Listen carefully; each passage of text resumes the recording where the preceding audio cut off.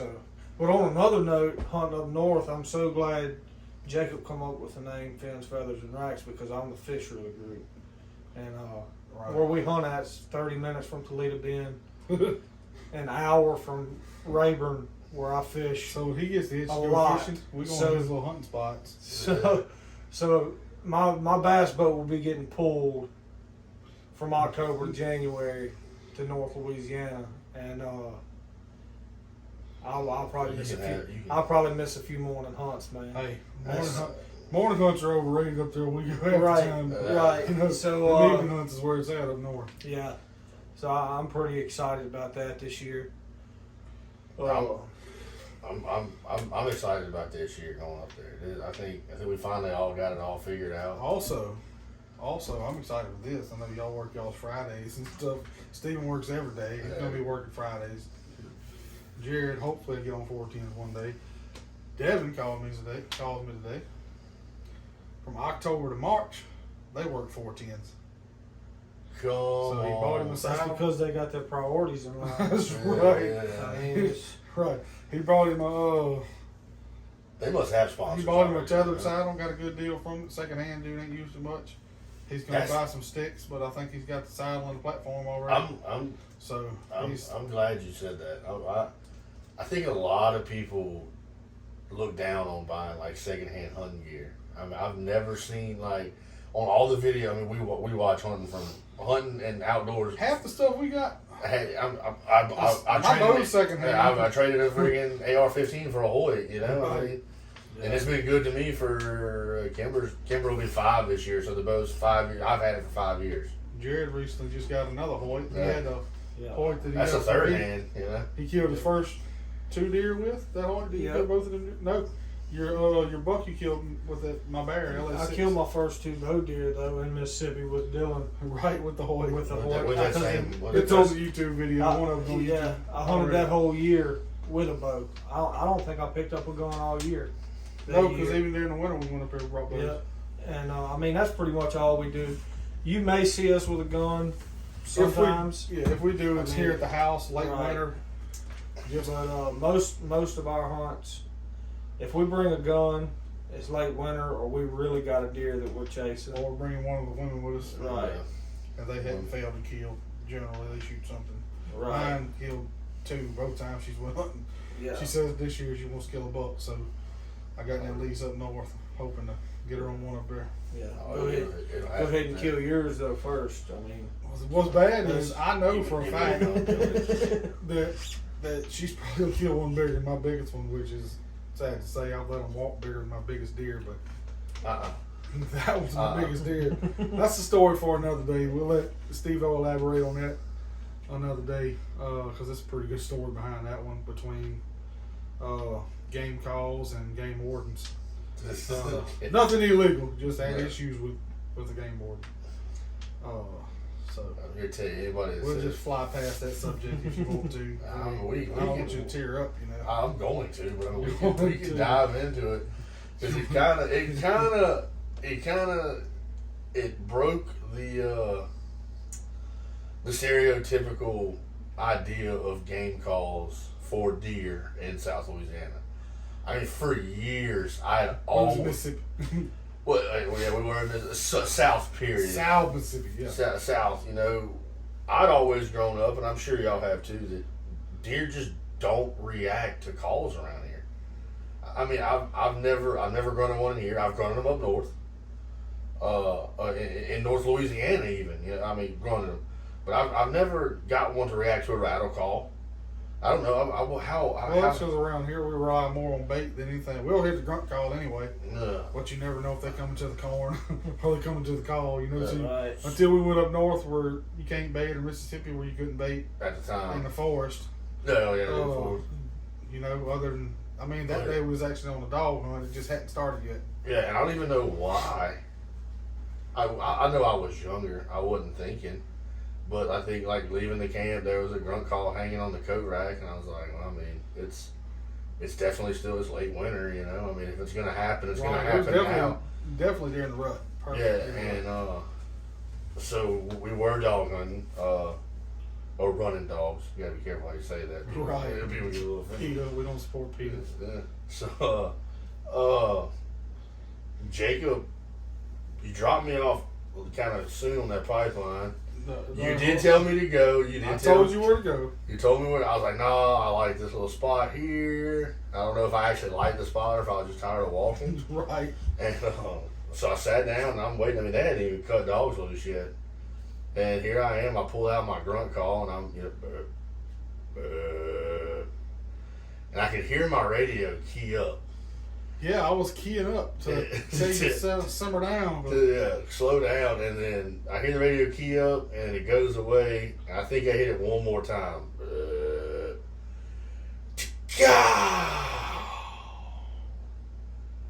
was like, ain't no way. Ain't no way. that's when I hollered on the radio. Buck Big down. buck down. And And then I walk over there to, like, I know I said buck down, and then I see him.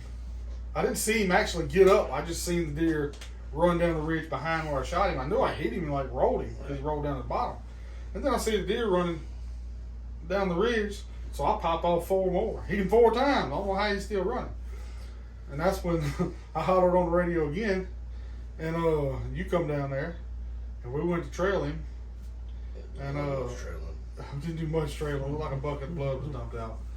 And then he was down in the bottom about 80 yards, and he flinched just a little bit. And you know how I am. They better not move. They're gonna get another shot. Humane. I went ahead and making sure it wasn't dispatched of him. And We got a video of him doing that last year. it's on YouTube already. Yeah, it's that on 5-year-old Spike we had behind the house. He never would do nothing else. He just kept on. Looked like an antelope, like a big antelope. He was big. He was big. Oh, but yeah, I mean that's. So we get down to the deer, and I think Steve-O told me if I killed a buck, he would like elbow drop it or something. So I made him do it, obviously, and I think I videoed it, but it's not. If That video's long gone with a few more we had. Video, it's on a flip phone somewhere. It's on a flip phone. It's still like that phone's probably still working somewhere in the Right. trash dump somewhere, but if we had half of the stuff that we've done that on camera, just that's a good thing about the talking series though. You get a chance to to tell everybody. Everybody's gonna. I mean, they're all gonna see us. We're gonna put film on. We're gonna upload a lot of videos. I don't want to sit here and talk about we're gonna drop a video every single whatever. But when we get film, we're gonna put it on. Right. We're gonna edit it. We're gonna put it on. And back to the story, and I mean everybody knows I've got the most respect for law enforcement. I've been in law enforcement. Yeah. You know, y'all both firefighters, and don't really have too much problem in general.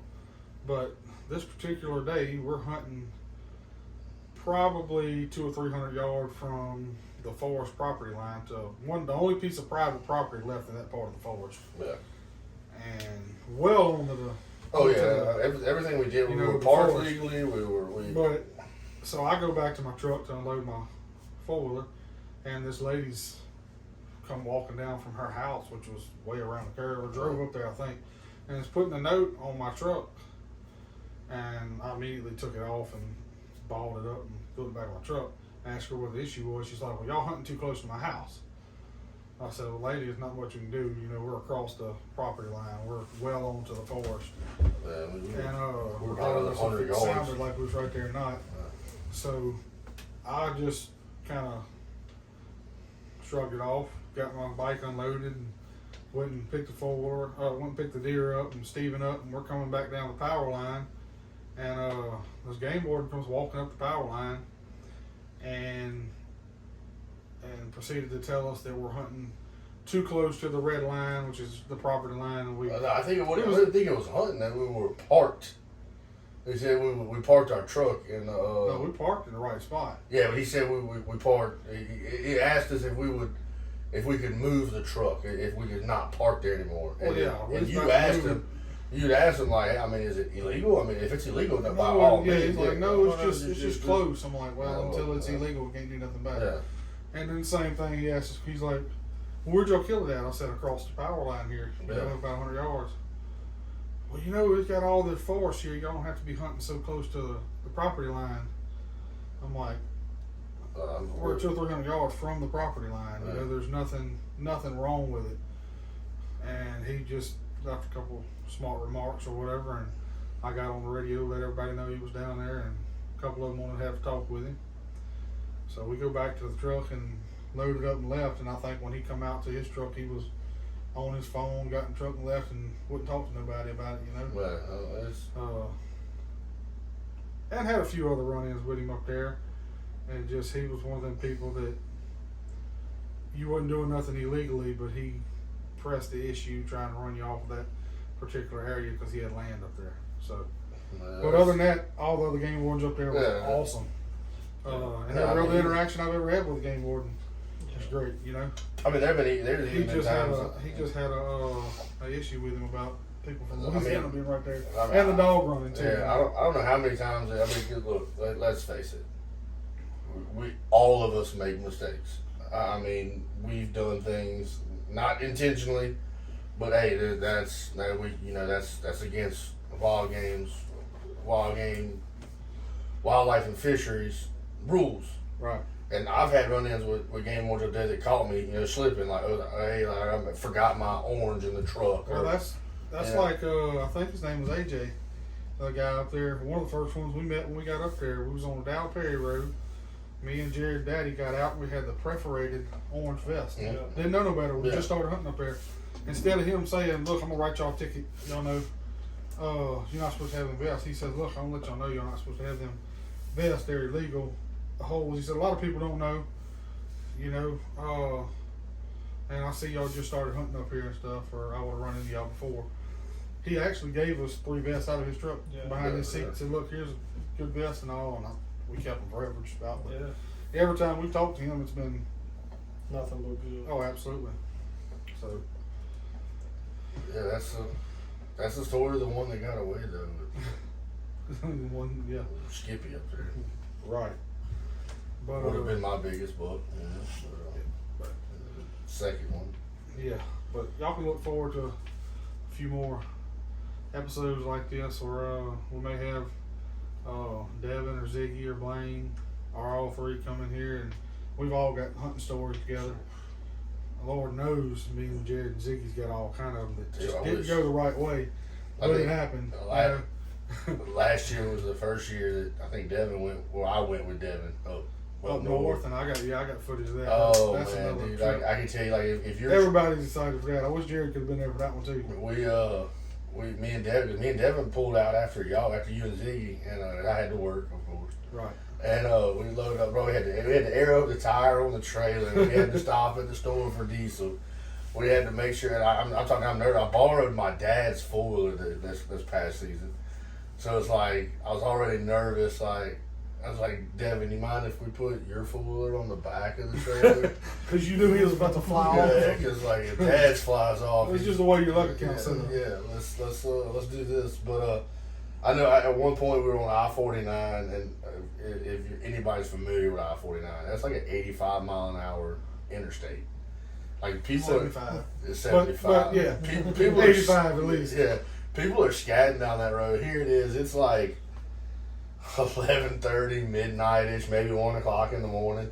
Me and Devin's jamming out to every song that could possibly come on the radio. His phone, my phone, and I was like, dude, it's taking forever to get here. Like this is a 3-hour trip, if that. Right. I was like, it's taking forever to look down. We're doing 50 miles an hour, just living our best life.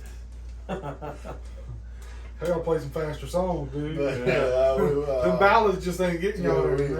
We went from, I'm telling you, look, we went from Wu-Tang to Adele, man. I mean, it don't matter. It was old Devin came on, y'all just Devin was rocking the Adele songs, like, for real. Got to. We couldn't take it easy on him, you know what I'm saying? Right. He got to the campground. Hello from the other side of 60 miles an hour. That was oh man. That was a messed up trip. The things didn't go as planned on that trip either. I forgot my blanket My pillow. Yeah. I didn't. I had my fan, which I kind of wish I wouldn't have had that Because you forgot your I didn't pillow, bring my right. fucking pillow. So, But, yeah, I guess that'll conclude the first episode. It's gonna be a lot more. oh yeah. Don't expect it to be any more organized. Absolutely. Absolutely No, not. That's we the- wing it every time. This is not that kind of show. Right. No. This If is, we had a teleprompter, we couldn't read it anyway. Yeah. I mean, It ain't. I mean, this is basically just this is us. This is it's 100% Yeah. real. What you see is what you get. Yeah. It doesn't change. it's not gonna change. Not pro, not semi-pro. It's just us. Right. I don't even think they call us pro am. You know what I'm saying? Like it's Pro ain't. yeah, pro ain't. Yeah. That's a better. Pro word ain't. for it. We just So, just a couple of good old boys from down south trying to see if people want to watch us on YouTube. You know? right. I mean, we've all looked at each other, you know, from the outside in, just kind of, and we all thought we were funny. So let's see if everybody else wants Maybe to. so. Yeah, I thought we was normal. yeah. We stay pretty happy. We just try and make other people happy. Nah, that's all there is to it. Share everything with everybody else. Yeah. Good Because call. if you just watch normal hunting TV, it's too serious. Oh, it's got it's. Most of them. I mean, you have some of them. I mean, I grew up. I mean, I don't know how many times we sat and watched Incomplete Deer Hunter over A lot. and over Mississippi. and oh my god. So that's only we had that and Dances with Wolves. And so- Outlaw Jersey And Wells. Outlaw Jersey Wells. Outlaw So Jersey Wells. we had three DVDs to last us. Sometimes we go up there for 2 weeks at a time. I mean, well, we didn't mind missing out on Christmas because that's when dog hunting was good. Right. So So, you know, real trick, if y'all are watching this and y'all want to do a 4th season of Incomplete Deer Hunter, I got your cast. Yeah. Completely unscripted, off the wall, ready to rock. Right.